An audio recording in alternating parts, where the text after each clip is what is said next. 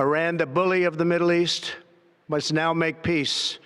If they do not, future attacks will be far greater and a lot easier. This cannot continue. There will be either peace or there will be tragedy for Iran far greater than we have witnessed over the last 8 days. Remember, there are many targets left. Tonight's was the most difficult of them all, by far, and perhaps the most lethal. But if peace does not come quickly, we will go after those other targets with precision, speed, and skill. You just heard from President Donald Trump as he addressed the nation tonight following the United States airstrikes that targeted 3 Iranian nuclear sites. Behind President Trump tonight stood Vice President J.D. Vance. You can also see Marco Rubio and Pete Hegseth.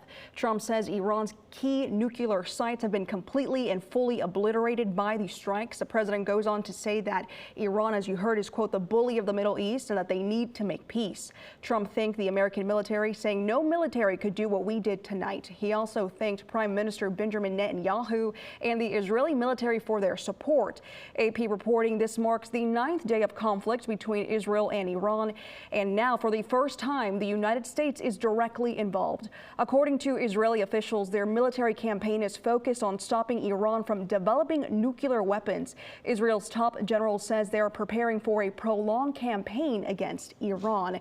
And tonight, reactions from leaders across the nation are pouring in, including Governor Glenn Youngkin taking to X, where he states President Donald Trump meant what he has said over and over again. Iran must never have a nuclear weapon. Promises made, promises kept, unquote. And Senator Tim Kaine also taking to X tonight, strongly condemning the president's decision, writing the American public is overwhelmingly opposed to the U.S. waging war on Iran. He goes on to say, so what made Trump recklessly decide to rush and bomb today? Horrible judgment. I will push for all senators to vote on whether they are for this third idiotic Middle East war, unquote.